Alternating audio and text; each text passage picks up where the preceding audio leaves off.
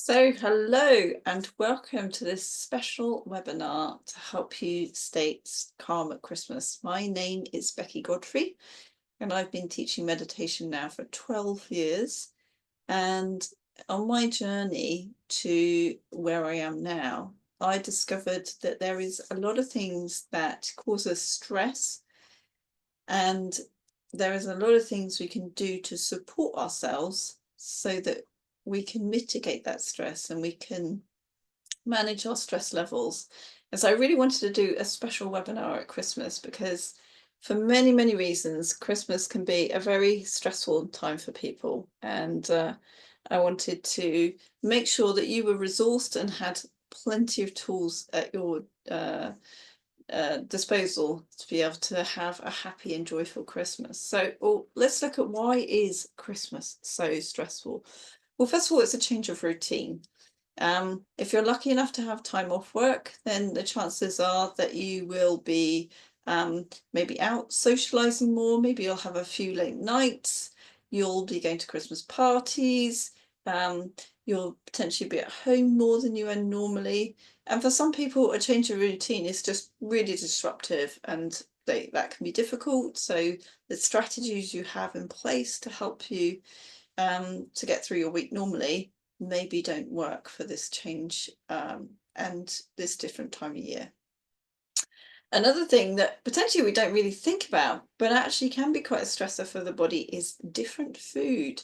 So maybe you're going to eat things like Christmas cake and Christmas pudding, quite rich, or maybe you're going to have a big tub of Quantity Street or chocolates. And so you're going to find that your gut biome is going to react to some of this food. And so again, if part of your routine is about eating quite healthily, and then suddenly you've got all these sweet foods or novel foods, or you're going to someone else's house maybe to eat, you've got your Christmas meal, then that can be really disruptive. And then there's the fact that there's a deadline. So I don't know about anyone else, but I've got a really large family. And so when it comes to Christmas Day, there's a lot of things that I need to get done in place in time. And just that feeling that presents have to be bought, they have to be wrapped, you have to get the Christmas tree up, Christmas decorations up. For some people, that can add an element of stress that isn't there normally. Then for those of us in the Northern Hemisphere, we're experiencing shorter days. So naturally, our bodies want to go into this quiet phase. We're perhaps feeling more tired than normal. We're not getting as much sunshine as normal. So our vitamin D levels are lower. And so here we are in this flurry of activity and late nights and partying.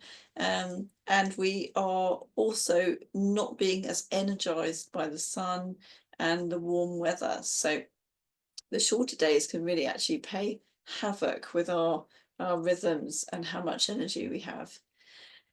Then there's the good old family interactions. For those of you, if you're going to spend time with family over the Christmas period, some people, this is wonderful and it's just cherished time. And for other people, this is a time of high stress and high tension. Often when we grow up and we leave the family, we sometimes don't always leave behind the issues and the beliefs and the conclusions that we drew when we were in that family. So when we come back together again, it can be a huge melting pot of being triggered by the way that people behave or just struggling with the intensity of the family dynamic. And then for some people, if they're not working, then maybe they've got some downtime, and maybe to start with, that's lovely. But then actually, if we find ourselves with downtime with not a lot to do, you might start reflecting on our life, who we are, what we're doing, where we're going in the world, who we're with, who we're not with. So it's quite a catalyst for us to really go inwards and start to look at our life in a different way. And for some, this can lead people to feeling morose, or perhaps they feel very lonely because they're not spending time with people when they'd like to be, or their life doesn't look the way that they want it to look. So they're just some of the things that came up for me when I sat down and I thought, what is it about Christmas that can be stressful? So how does that affect us, and why is it relevant for tonight? So whenever we uh, spend our time looking at our external world and how that affects us, we can experience this like roller coaster experience, because maybe one day we're the flavor of the month and we're at the Christmas party and everyone's telling us what a wonderful job we've done and what a special person that we are, and then maybe the next day we're dealing with the difficulty for paying bills or trying to afford Christmas, and then another day maybe we spend time with some cherished friends and we feel wonderful again, and then perhaps we spend some time alone and we start to worry about who we are or where we're going in life or what we're doing. Um, and then maybe we spend some time with family and everything just breaks loose and it's complete chaos. And so whenever we put our happiness and our sense of calm in the external world, it's always going to, we're always going to have these ups and downs. And it's always going to feel like a roller coaster experience. And so, what I'm inviting you today is to let go of the external world and start to find something that gives you a bit of stability, a bit of calm, that's outside all the chaos and the disruption of Christmas, so that you can actually enjoy Christmas and you can live and do Christmas on your terms, coming from a place of authenticity, coming from a place of being able to make choices and decisions that align with who you are and what your values are, as opposed to being pushed around and trying to fit in with everyone else, or just feeling worried that you're not up to standard, or people are judging you, and all the different things that can come up and can be really intensified at Christmas time. So the thing I want to really focus on is, what to you is Christmas about? What is it that, if it's a holiday season that you enjoy, what is it about that time of year that you enjoy? And so I've been using the word joy already and the word enjoy. For me, Christmas is about enjoying that time, enjoying the change of routine, enjoying time with friends and family, doing things that I wouldn't normally do. And so joy is really important to me. So it's really important you ask yourself, what is it I want to get out of my time over the next couple of weeks? What is it that's important to me?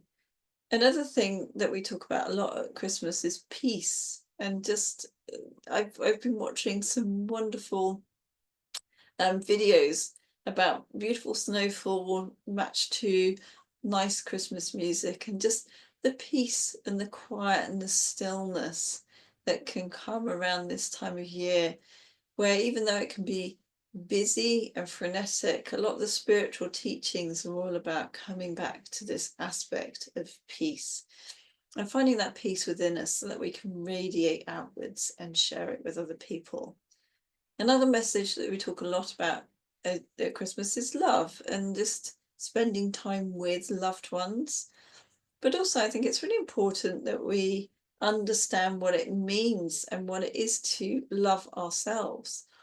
And that, to some people, might sound uncomfortable and it might sound like something that's a bit hippie.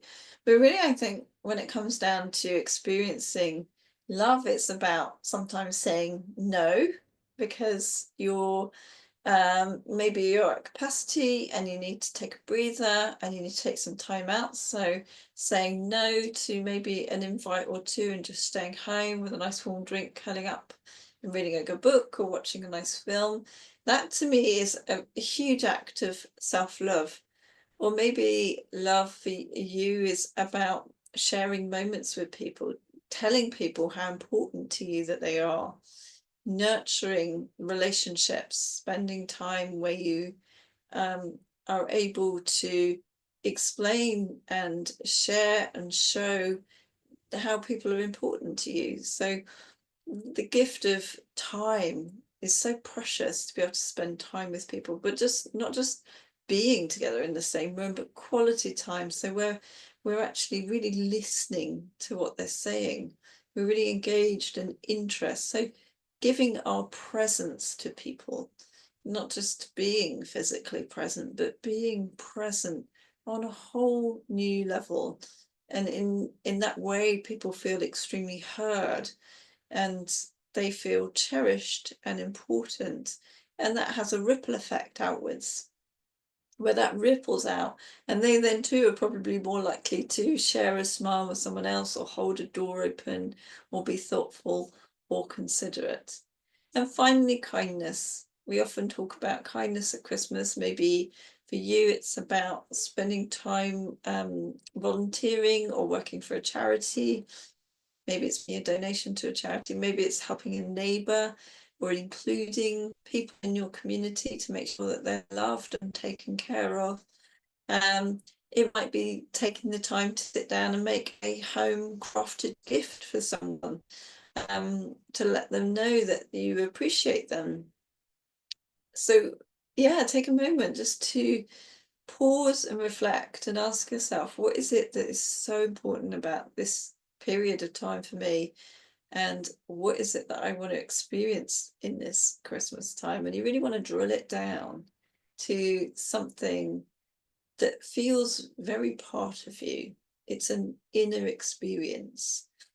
And I would say that should you end up with something like peace or love or joy or compassion, these are things you already are. You're already a peaceful, joyful, loving being. And if you're not experiencing that, the chances are it's because you've become distracted from who you are. And distraction can show up in all sorts of different ways. Distraction can look like worry, for example. Maybe you're worried about getting everything done on time, or you're worried about what you're going to wear to a particular event, or you're worried about, are you going to be able to get enough food in, and are you going to be able to make all the different deadlines, or how you're going to be in a social situation. And if we really drill down what worry is it's often a number of repetitive thoughts that go unchecked, and they kind of loop around in our mind, and our body responds to those thoughts. It responds to fear, and it responds with emotions that cause us to shut down or feel anxious. And so we really want to be mindful of just the inner chatter that goes on around some of the challenges that we face around Christmas. It's really interesting to sit down and actually get a pen and paper. If you're going through a heightened experience, maybe you're feeling some high emotions, maybe family tensions are running, or you're feeling particularly alone. It's really interesting to sit down with a pen and paper and actually just jot down what's going on for you. How are you feeling? What emotions are going on for you? And what are the reasons for those emotions? So maybe you feel hurt that your family doesn't listen to you, or maybe you're feeling sad that you're alone. And I find when I sit down and I write these out, and it might be over several pieces of paper, and I might find that I repeat myself. But as I write, I'm getting out of my body what it is that's looping around in my conscious or unconscious mind about how I'm feeling. And it's a way of detoxing, it's a way of releasing those thoughts, releasing those emotions. It's also given me the opportunity to put my light of consciousness on it. Now, what do I mean by that? So, in my experience, we are all blessed with this conscious existence. We're all conscious in some way. If you're able to notice your feet and wriggle your toes, then you're consciously aware of that part of your body. If you are able to hear your inner chatter, for example, some of your beliefs or your thinking, and that's about being consciously aware of that. If you're able to sense temperature in the room, or notice or recall something that was said to you earlier in the day, this is all our conscious awareness. And this awareness in us is permanent. It's not something that we can switch on or off. It's a permanent aspect of who we are, and we're always experiencing that consciousness.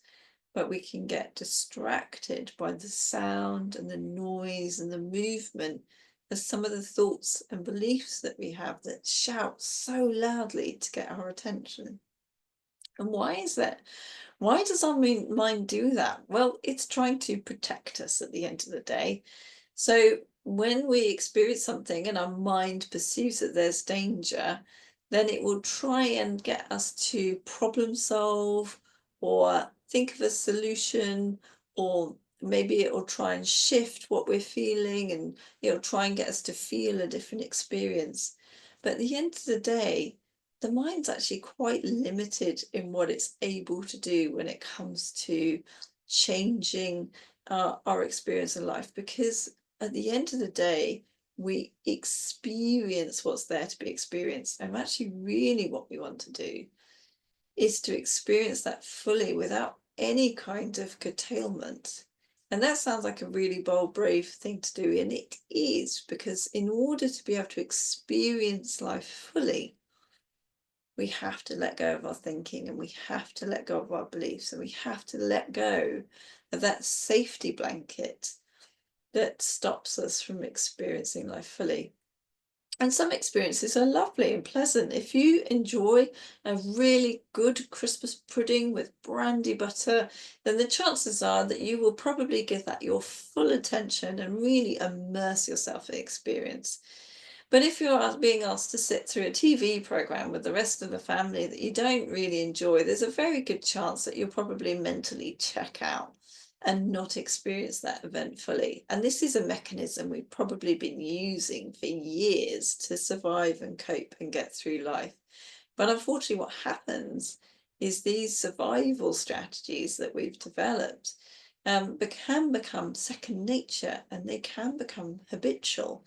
And so we even start doing them in instances where we don't mean to, we don't intend to. So if you've ever had a conversation with somebody and you realize they've been talking at you, and for the last couple of minutes you haven't really been listening, because instead you've been thinking about the juicy thought at the moment, and then they look at you expecting some kind of reply or response, then you know that you've probably got some kind of habit somewhere where you have learned to check out and not pay attention. So what's the antidote to this? So I am very aware that when it comes to what we focus on, we feel that extremely fully. So take the diagram on the screen.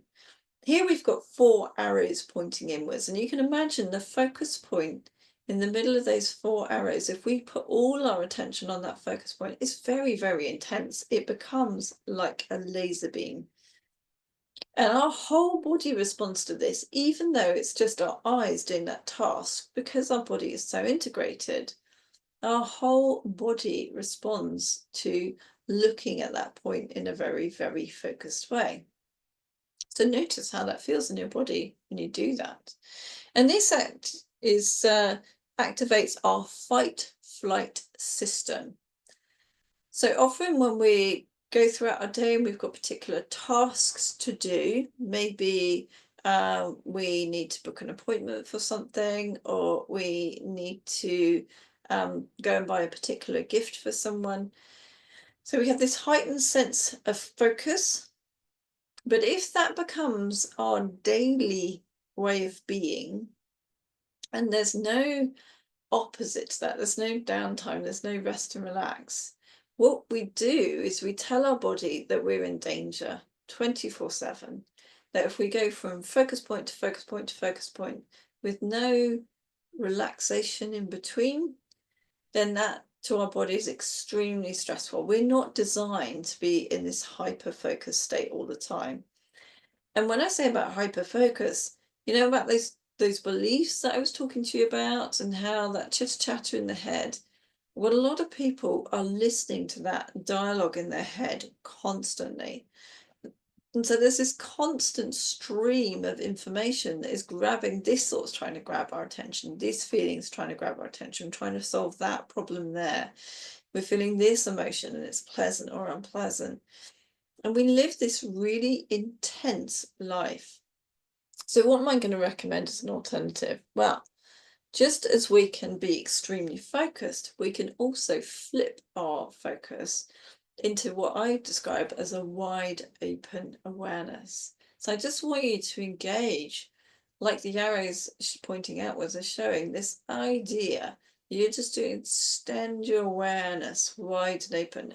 If you're watching this, then using your eyes, you can just extend what you're able to see left and right of the screen. So you're still looking directly ahead, but you're able to take in everything to the left and right. You notice I've got my hands out wide. These are quite probably about a 160-degree angle, and yet, especially if I move my fingers, I can still see both my hands.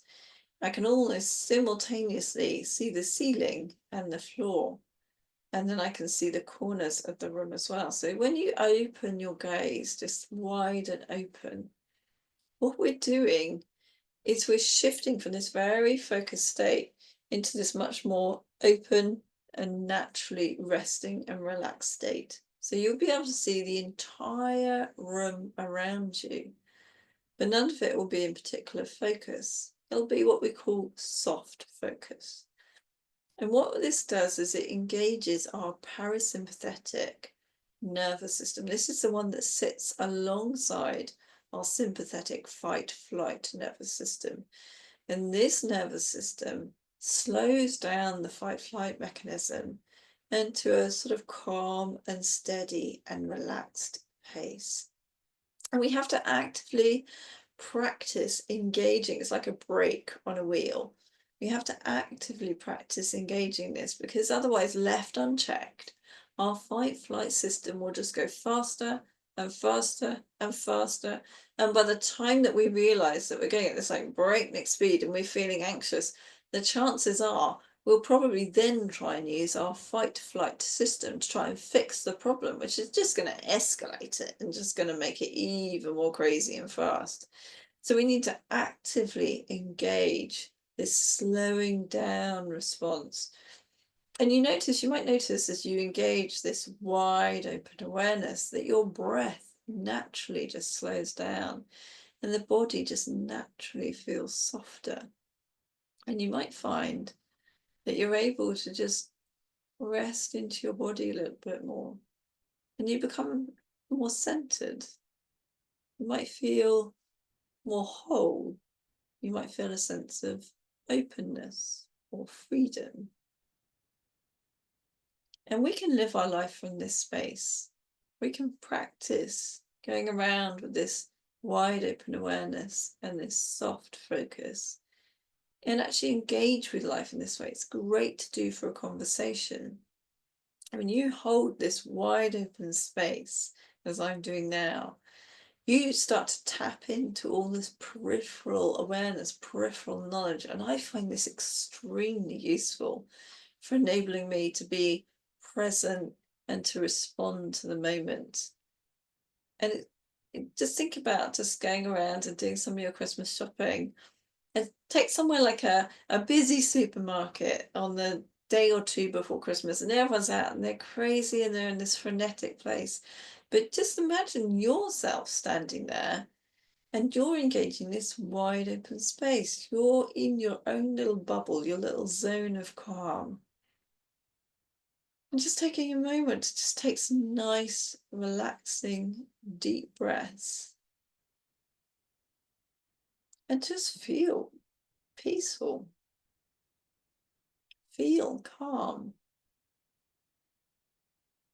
Just experience a presence of the present moment and what it feels like when we are integrated as one being, not with our minds scattered here and our body over there and our worries over here and our emotions over there, but just integrated as one holistic being where all of us is all in one place.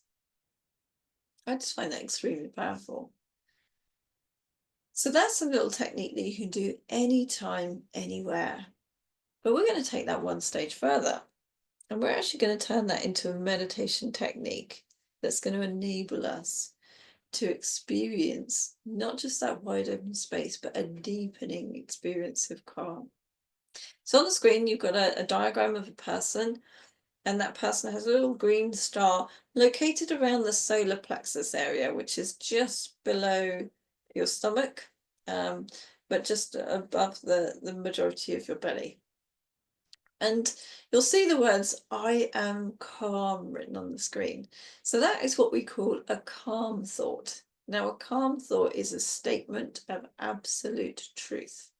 So the essence of your being is calm. It's always peaceful, it's serene. And then we have on top of that, we have temporary experiences of being busy or being anxious or being tired. But our base level is an experience of serene calmness. And so what this statement says is it reminds us of who we are. Now, our true meditation practice enables you to rediscover your true self. The thing you crave more than anything else in the world is yourself. Not the external image of you, or not particularly your name or your gender, but the essence of you. That is the thing that you crave, and you have always craved more than anything else. And when you get your true self, you feel deliciously whole and peaceful and serene and joyous and full of energy and abundant. It's a wonderful experience. So this technique helps us to experience that, even if it's just for a short period of time. But the more that we reconnect to the essence of who we are, the more it'll start showing up in our daily life. So I'm going to talk you through a little meditation that's going to use the wide open awareness that I got you to do whilst looking directly ahead, but taking in the vista of the entire room. And this calm thought, I am calm. So if you're happy to do so, I invite you to sit comfortable and gently close your eyes and take a nice couple of expansive opening breaths, just to let yourself settle and get accustomed to your eyes being closed. And I want you to engage this wide open awareness where you start to become aware of the space around you. So energetically, you're going to let your awareness stretch wide and open. Let your body soften. Let it relax. Let your mind soften. And let your mind relax and let it go wide and open.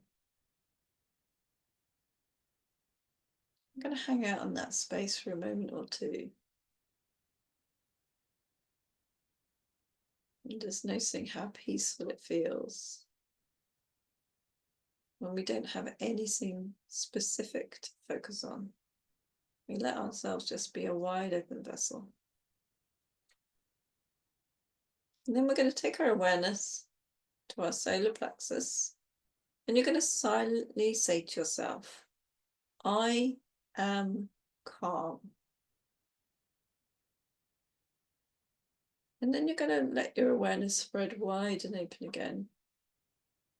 Just hang out in a wide open space. Now, we're not forcing the concept of I am calm on ourselves. We're just stating an absolute truth. We don't need to think about being calm. What we've done is created like a little ripple that's going to then start to spread outwards and to the room around you.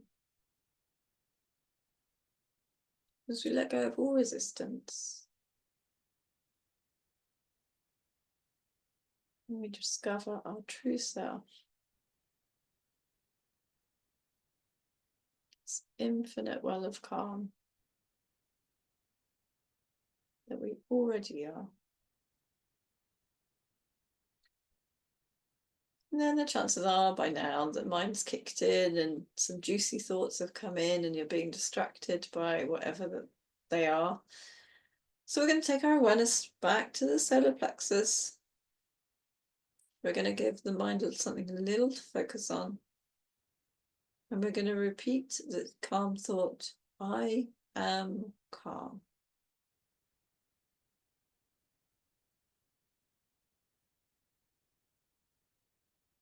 And then we're going to let go of the words and the focus point and re-engage that wide open awareness.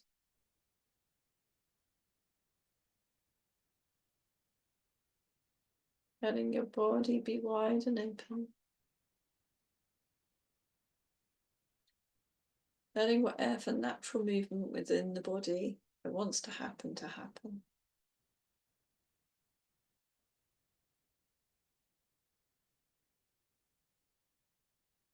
You may find that the mind kicks in and tries to drag you into a small focus again. If you can, just let that go and re-engage your wide open awareness.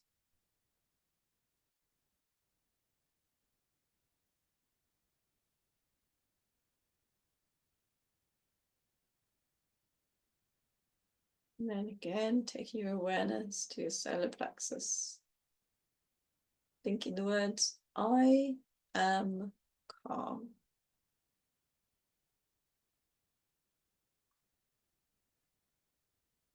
And then rest back to this wide open space.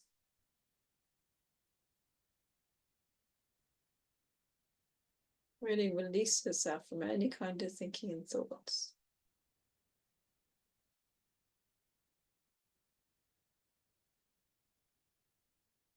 Let your body be alert but serene.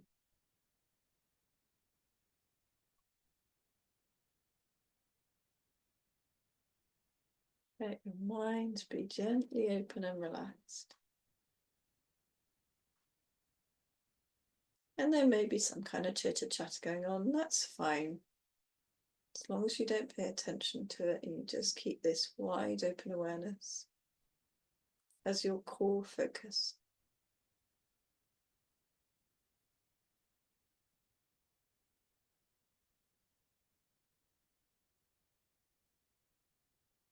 And then if you need to, take your awareness back to the solar plexus and again, say, I am calm.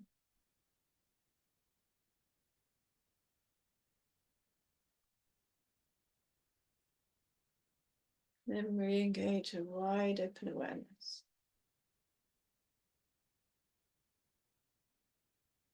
See if you can become aware of the entire space in the room you're in.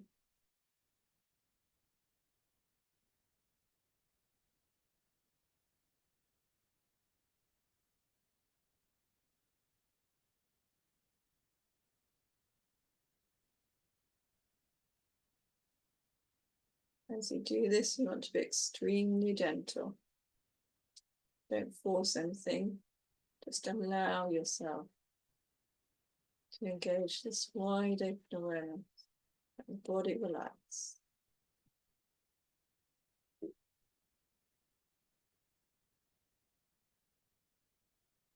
And then when you're ready, you're going to gently open your eyes.